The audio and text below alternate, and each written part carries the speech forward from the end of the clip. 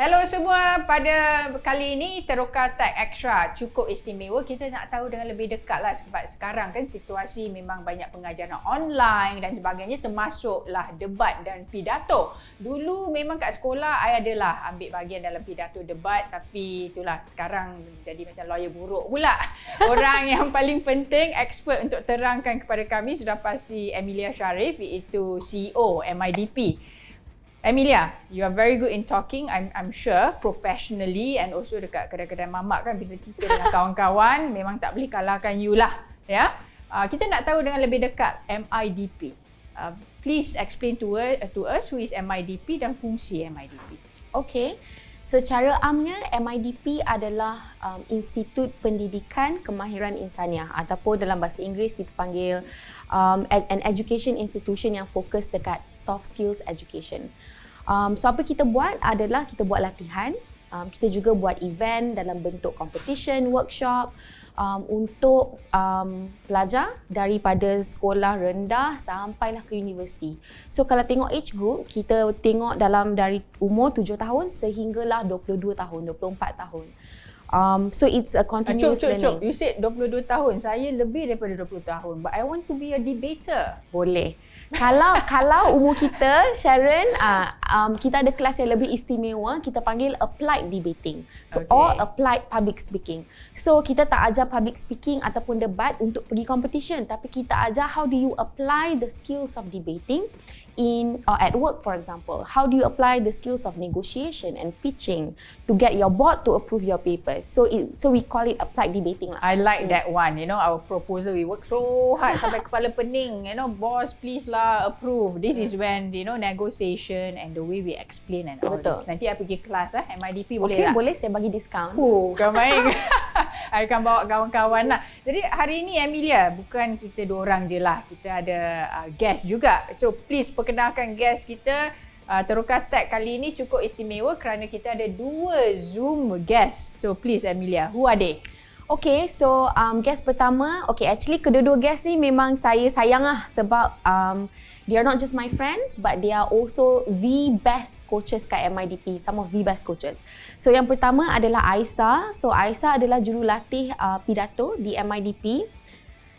Yang keduanya adalah Alison. Alison adalah jurulatih debat di MIDP. Hello Aisyah and Alison, how are you? Hi, very good.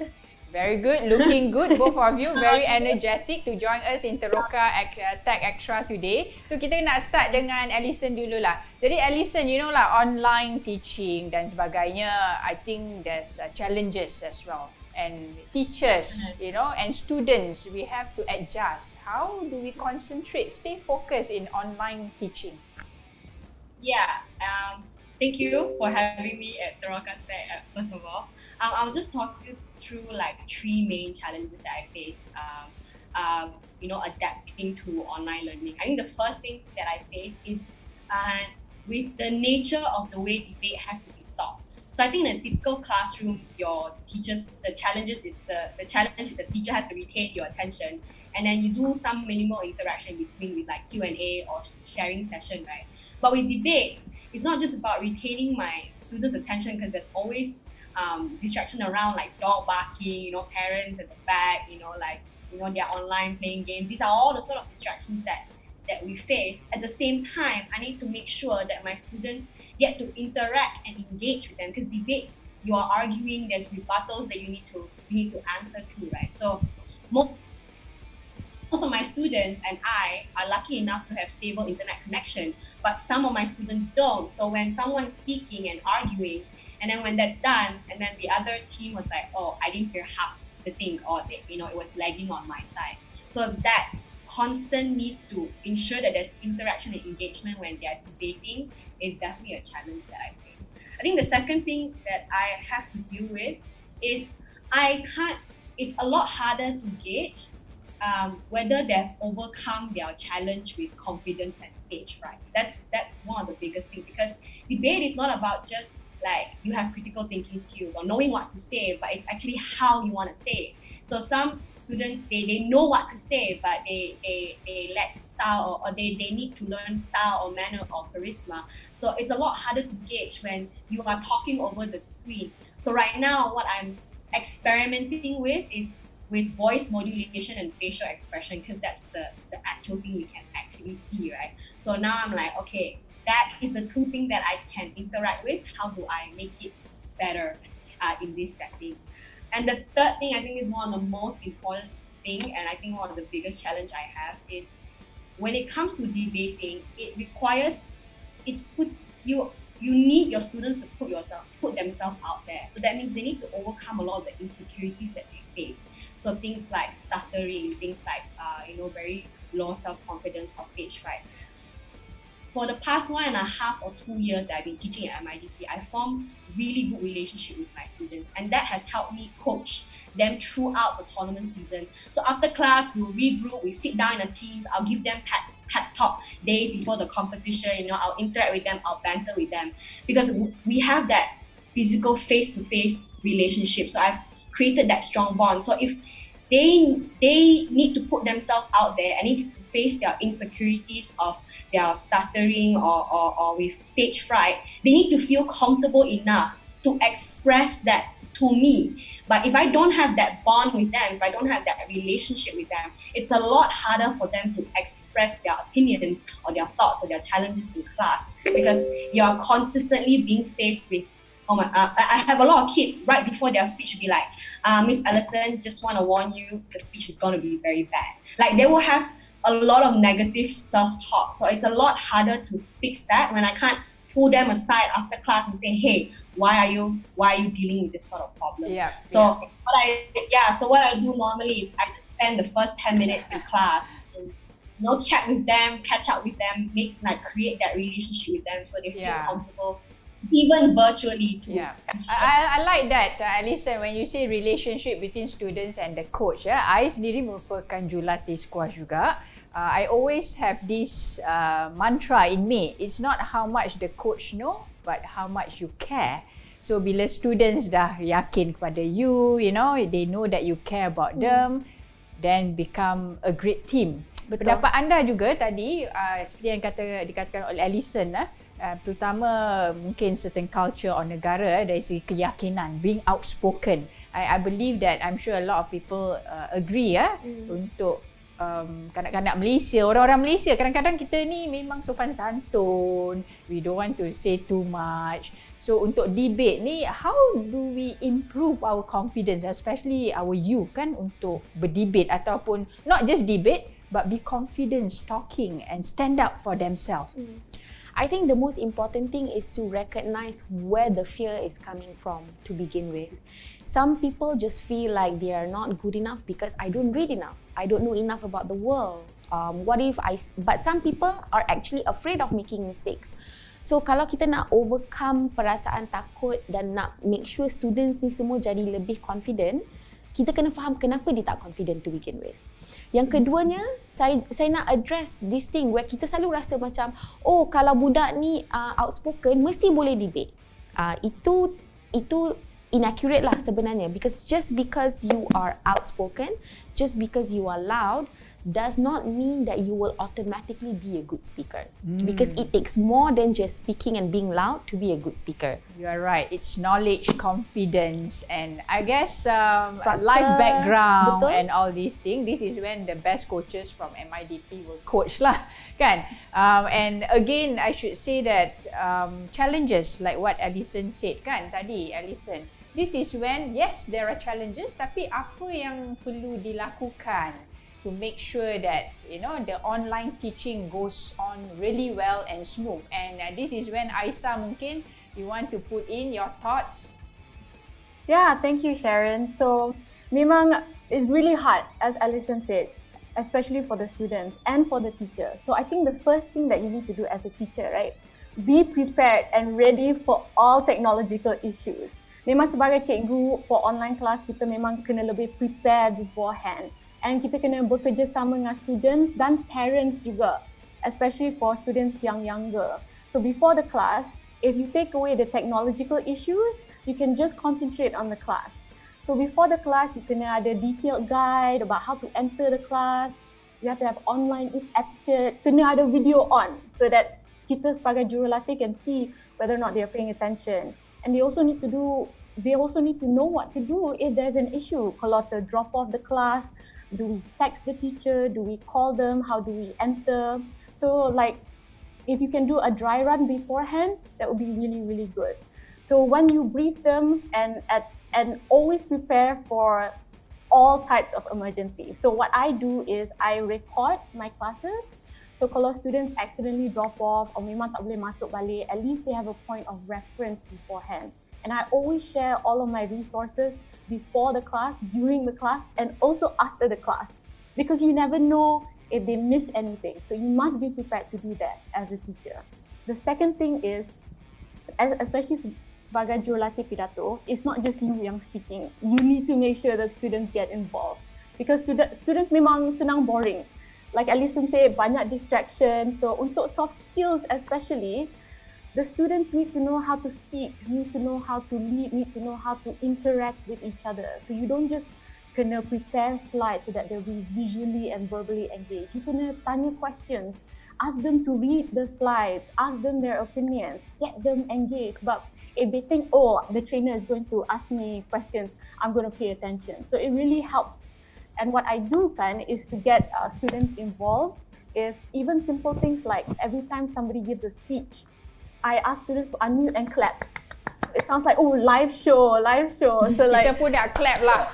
Clap to both of you and MIDP. Spread the happiness. Yeah, simple things like that. It's like, oh, I'm heard. People are listening to me.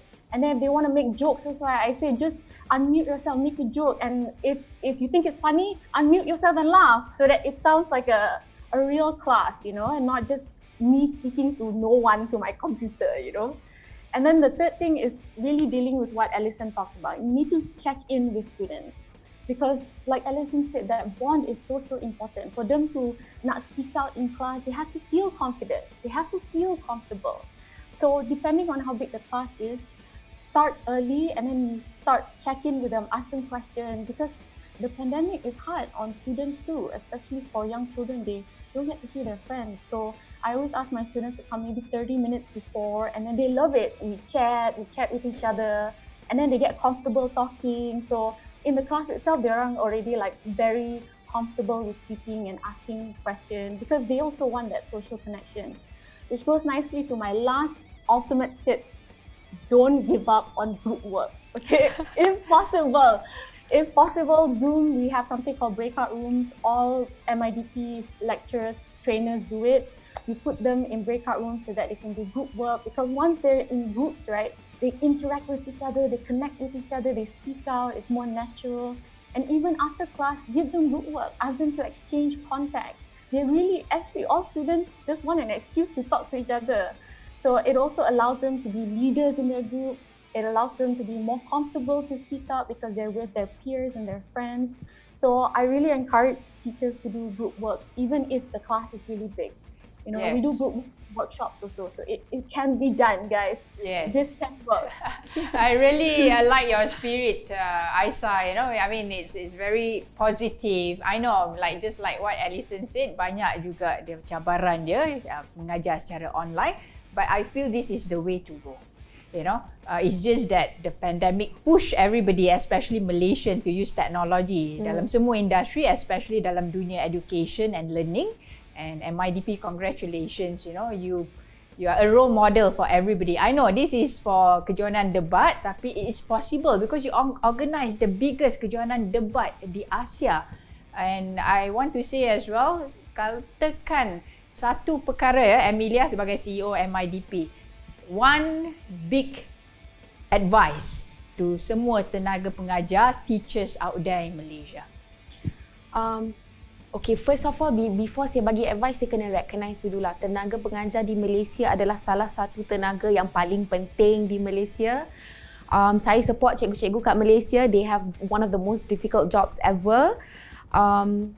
Tapi saya rasa at the same time, it's important for us to be macam yang Sharon cakap tadi untuk always stay positive and find new ways to educate.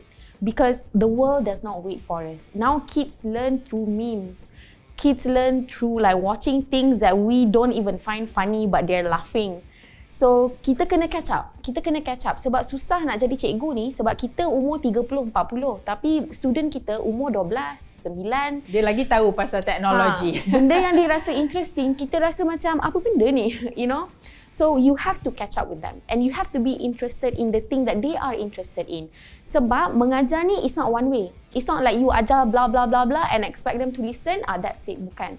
In order for you to really educate, your students should be able to see you as a role model.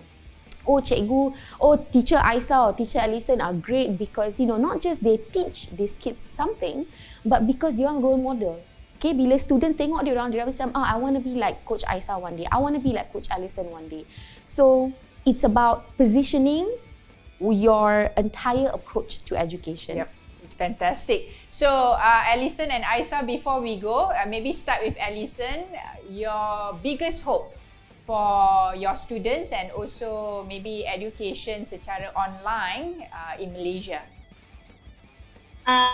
Thank you for that question. The biggest hope for my student is because I think like what you guys said, currently the pandemic is very, very difficult on them. Like for me, I just want them to be able to build that confidence to express themselves. Obviously, I want them to win tournaments and I want them to be champions. But I think the most important thing is that when they are done with the training and when they get out of MIDP, they know that they learned something that could really help them for the rest of their life, because debate has changed my life. It has changed the way like I'm able to work, like how fast I'm thinking, and those are the skills that I want my kids to have.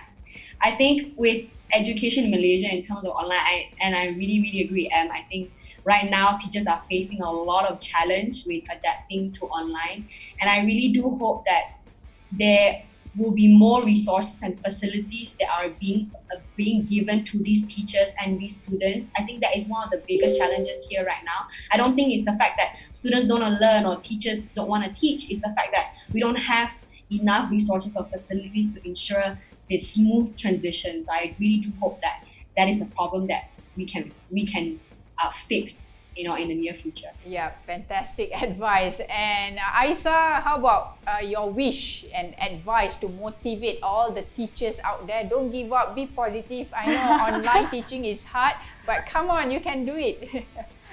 Yes, we can do it. So I think firstly, the teachers need to see online lessons as an opportunity. An opportunity not just to teach students, but to interact with them, find out more about them, check in with them. But also an opportunity for the teachers, the students, and the government to incorporate more technological tools for everyday learning.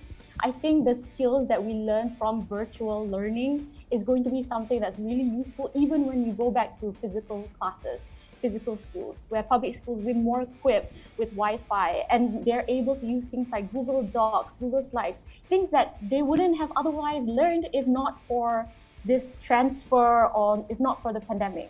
So I think you need to see this as an opportunity to learn and to transform our education for the future.